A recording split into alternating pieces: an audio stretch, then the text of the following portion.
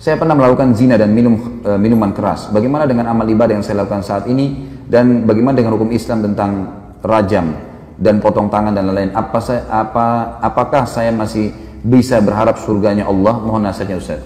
Pertama sekali, hukum dalam Islam kisos.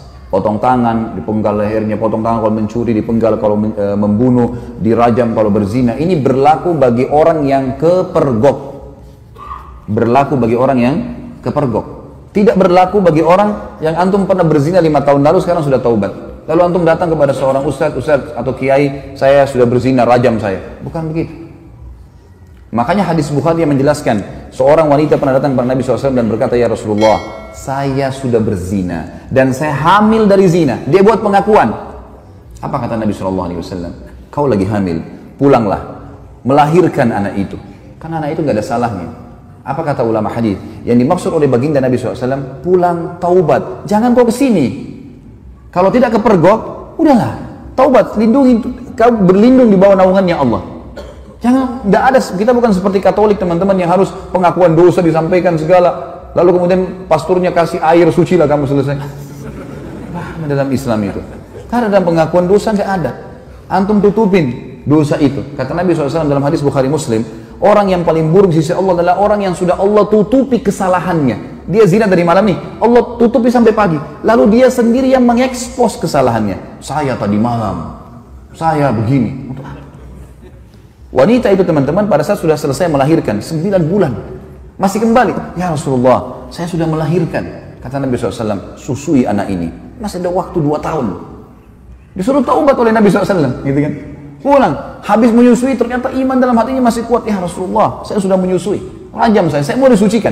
Barulah Nabi SAW mengatakan, baik, keraskan bajunya, kemudian dirajam, gitu kan? Karena dia terus meminta kepada Nabi SAW, tapi awalnya disuruh pergi, gitu kan?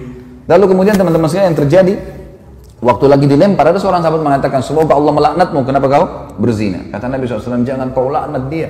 Perempuan ini, demi zat yang ubun-ubunnya Muhammad dalam genggamannya, dia telah bertaubat kalau dibagi untuk 70 orang penduduk Madinah cukup buat mereka semua masuk surga.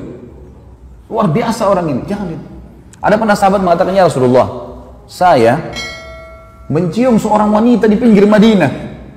Asabtul nisa, asabtul mar'ah. Dalam ulama hadis mengatakan, dia mengatakan, saya sudah menciumnya, saya sudah memeluknya, tapi tidak terjadi perzinahan.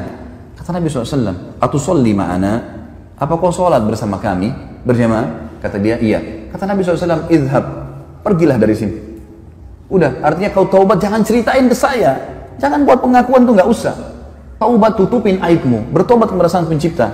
Karena yang kepergok ditangkap lagi zina, itu kena hukum. Kepergok lagi mencuri kena hukum. Gitu. Pernah ada sahabat datang mengatakan, ya Rasulullah, saya berzina. Dalam hadis Bukhari semua ini.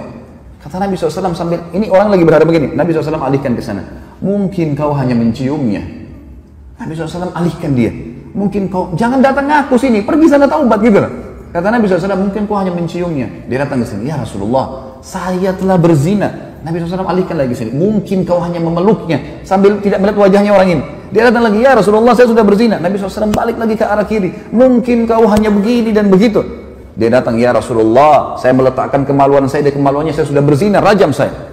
Dia mau sucikan dirinya, maka dia berikan kesaksian buat dirinya. Nabi sudah alihkan, tetap dia mau, ya sudah, ya dirajam. Pada saat lagi dilempar, teman-teman sekalian, ini riwayat Bukhari, lagi dilemparin, sahabat ini rupanya kesakitan, lagi dirajam, lari dia.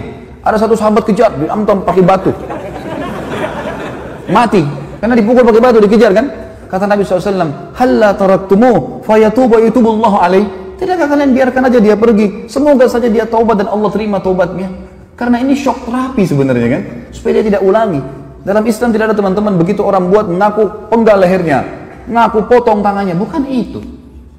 Ini memang Allah mengatakan, walakum fil qisasi hayatun ya ulil albab. Dalam qisas itu ada kemakmuran kehidupan bagi orang-orang yang berakal, dan ini bagi orang yang seperti saya jelaskan tadi teman-teman yang kepergok. Kalau orang sudah taubat, antum melakukan dosa sudah taubat, sudah antara antum dengan Allah, jangan ceritakan. Dan ulama masuk dalam bab masalah menikah.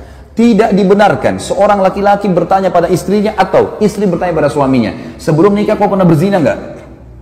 Ini nggak boleh ditanyain dan tidak boleh dijawab. Yang ditanya nggak boleh jawab.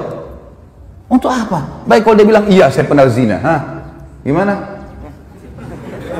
Untuk apa nanya? Sekarang depan mata saya ini istri saya, ini suami saya, selesai. Yang saya tahu zahirnya adalah orang yang baik, itu hukum kita. Jangan korek-korek yang kita tidak tahu, nggak usah. Nggak perlu. Nggak usah periksa-periksa HP, ngambil tugasnya malaikat. Lah iya, Allah titip malaikat kiri kanan nggak? Yakin nggak dengan itu? Apa fungsinya? Kiraman katibin kata Allah. Tugasnya nulis, ngontrol suami kita di mana, istri kita di mana, dia yang nulis. Dan tidak ada yang luput dari penglihatan Allah SWT. Tidak ada dosa yang luput. Jangan repot-repot kita yang sibuk, hubungi siapa, bicara sama siapa, habis umur untuk itu.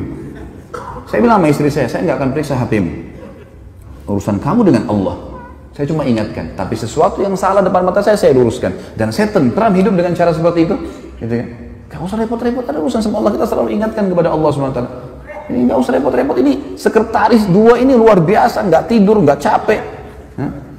Ma yalfidhu min qaulin, kata Allah, tidak ada satu kalimat yang terlewat illa ladaihi raqibun atid, kecuali dirakib, dikontrol, diawasi, dicatat semua. Jadi nggak ada sesuatu yang membuat harusnya kita melampaui batas, teman-teman sekalian. Jadi seperti itulah hukum syar'i, ya. Dan yang menjatuhkan vonis hukuman qisas hanya pemerintah setempat.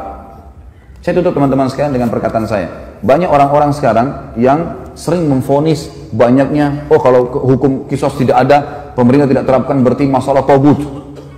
Togut ini berarti yang disembah selain Allah. Teman-teman sekalian, wahai anak-anak muda muslim, tenangkan pikiran, masukkan iman dalam hati, jangan terbawa dengan arus fitnah yang terjadi. Main vonis pemerintah Indonesia ini kafir, pemerintah ini kafir, pemerintah ini kafir. Ya akhi, siapa kamu?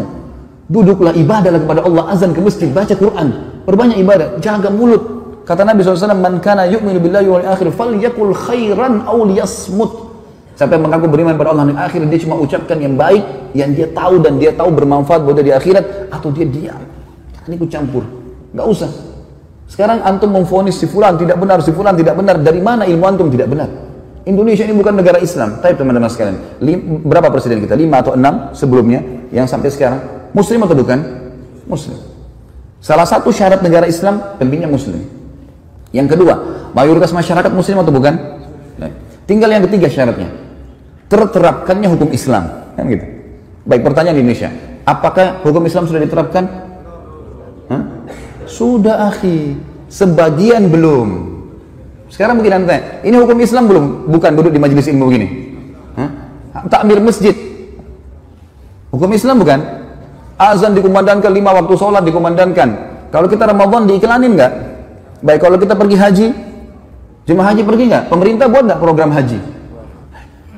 Puasa Ramadan, zakat, ada badan zakat nasional. Kita bebas, antum sekarang buat yayasan, kumpulin zakat, sedekahkan, buka rumah anak yatim, buka pesantren. Kita punya pengajian agama, antum nikah dengan cara Islam bukan? Baik, antum cerai Islam. Ada majelis ulama nggak di Indonesia? Teman-teman sekalian, yang belum diterapkan di Indonesia apa? Pencuri potong tangan, ya? Orang berzina dirajam. Ini bagian daripada syariat, bagian, bukan totalitas syariat di situ. Harus kita tenangkan pikiran dan hati kita, teman-teman. Jangan terbawa cuma emosional dan ilmunya kurang, akhirnya kemana-mana nih, gitu kan? Ban mobil kita kalau bannya lagi kempes, tambah angin saja, jalan. Kita enggak, kempes, buang semua mobilnya. Lah iya, langsung main vonis. Teman-teman, manusia semua bisa berbuat salah, punya kekurangan, gitu kan? Tetapi kita mendoakan. Yang saya lihat adalah, kita di Saudi misal contoh ya, saya karena pernah tinggal di sana, saya melihat di setiap mimbar hari Jumat, semua khatibnya pasti mendoakan agar pemimpin mereka dapat hidayah. Bayangkan kalau kita punya, saya dapat data teman-teman di Jakarta Selatan saja, kita punya 2.200 masjid dan musola. 2.200 masjid dan musola. Ini mungkin sejumlah dengan masjid di negara-negara muslim yang lain yang kecil. Ini baru Jakarta Selatan, kita punya 5 wilayah Jakarta. Ada pusat, ada barat, ada utara, ada timur, ada selatan. Ini kalau 2.000 aja setiap wilayah, kita punya 10.000 masjid. Bagaimana kalau seluruh Indonesia? Bagaimana kalau semua orang ini, ya, kalau 10.000 masjid teman-teman, berarti ada 10.000 khatib. Ya. Kalau kita punya, misal seluruh Indonesia, anggaplah 5.000, 100.000 masjid. Semuanya mendoakan, ya Allah berikan hidayah pemimpin kami. Ya Allah berikan mereka menerapkan Al-Quran dan Sunnah. Ya Allah. Terus kita doakan kebaikan. Masa dari sekian ratus ribu orang mukmin berdoa tidak diterima sama Allah? Daripada kita main vonis, kita main salahkan, comot sana, ganti sini, vonis ini. Kehidupan apa ini gitu?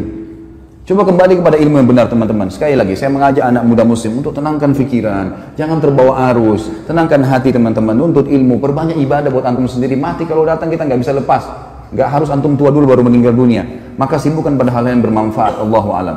Ini tentu saja saya tutup teman-teman sekalian dengan kalimat saya bukan menggurui, saya tidak pernah menyebutkan nama orang alhamdulillah di majelis saya tidak mau memvonis siapapun salah, tapi kita kembali kepada wahyu Allah subhanahu wa ta'ala sesuai dengan pemahaman para sahabat. Ini adalah hal yang paling tepat. Coba antum kembalikan kepada ini, maka hati kita akan tenang. Oh ternyata Ibnu Abbas, oh ternyata si fulan, oh ternyata si fulan. Ini yang insya Allah kan sudah cukup buat kita. Allahu a'lam. Mohon dimaafkan kalau ada salah tentunya, dan juga kalau ada benar pasti dari Allah. Kita berdoa kepada Allah Sang Pencipta agar seluruh amal yang pernah kita kerjakan diterima olehnya dengan kemahamurahannya, dan semoga saja semua dosa yang pernah kita kerjakan dimaafkan dan diganti pahala. Juga sisa umur kita semoga diberkahi di harta, di keluarga, di umur, dan juga pekerjaan, serta puncaknya kita diberikan oleh Allah Sang Pencipta masuk surga tanpa hisab. Dan tentu kita berharap ya Allah surga Firdausmu yang maha luas dan juga yang maha sempurna. Ya Allah, kami mohon kepadamu agar Engkau menolong saudara-saudara kami di Palestina, di Syria, di Yaman, di Irak, di Myanmar, dimanapun mereka berada yang sedang tertindas. Ikhlaskan niat mereka, terima para syuhada mereka, muliakan Islam di tangan mereka dan tangan kami semua, serta partisipasikan kami bersama mereka di pahala baik dengan doa, dengan harta juga dengan jiwa kami.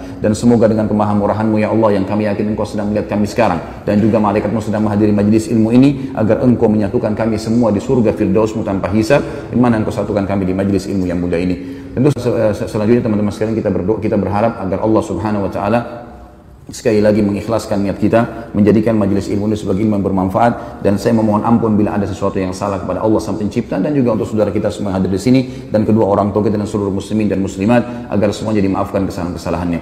Subhanakallahumma wa bihamdika asyhadu an la ilaha illallah astaghfirullah wa atubu ilaik. Wassalamualaikum warahmatullahi wabarakatuh.